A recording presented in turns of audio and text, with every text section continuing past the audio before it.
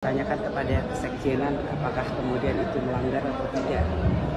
Tapi secara substansial pembahasan revisi TNI-nya dari DPR konselnya seperti apa sih Mbak? Kan tadi sudah ada konferensi pers bahwa ada 3 pasal yang sebenarnya sudah dibahas, sudah mendapatkan masukan dari seluruh elemen masyarakat dan tidak ada pelanggaran.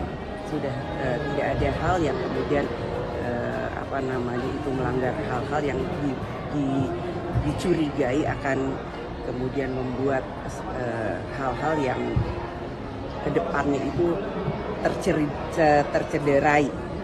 Kan sudah tadi disampaikan oleh Ketua Panja dan pimpinan DPR yang lain bahwa itu tidak, dan silakan dilihat nanti tadi sudah disebarkan juga hasil dari Panjanya.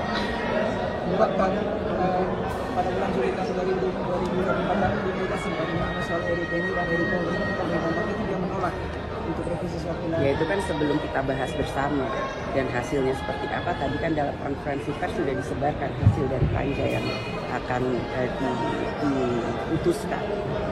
Jadi silakan dilihat hasil Panja. Tadi kan teman-teman juga sudah mendapatkan hasil dari Panja yang akan kita putuskan bersama.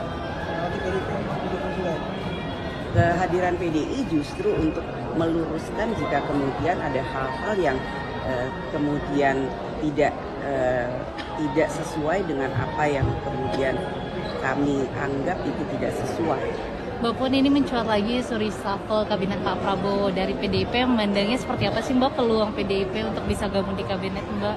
Itu hak prerogatif Presiden, bahwa bagaimana posisi PDI Perjuangan kita lihat nanti. Mbak Puan, kalau sejauh ini dari PDIP sendiri melihat revisi undang-undang TNI termasuk perluasan jabatan sipil ini mendukung atau Kan sudah jelas bahwa hanya ada 15 jabatan yang kemudian diperbolehkan TNI untuk masuk dalam jabatan tersebut. Namun kalau kemudian bukan dalam 15 jabatan tersebut, TNI aktif harus mundur. Dalam revisi RUU TNI itu sudah jelas dan clear. Ya? Terkait dengan RUU TNI, untuk dari catatan dari pimpinan sendiri terhadap Panja itu seperti apa Mbak Puan, agar polemik ini tidak semakin berlarut?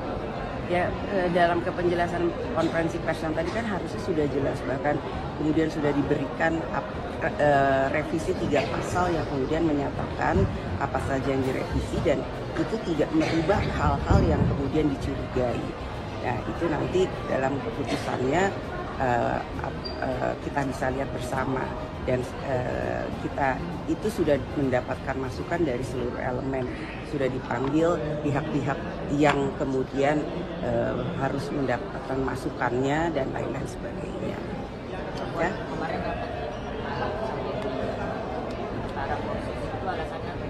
Kan juga teman-teman kan juga tahu bahwa ada yang menggeruduk atau masuk tanpa izin. Jadi memang apapun kemudian kalau dalam suatu acara apapun itu kemudian masuk tanpa izin yang kan tidak diperbolehkan, tidak patut untuk dilakukan itu, masuk ke dalam rumah yang bukan rumah.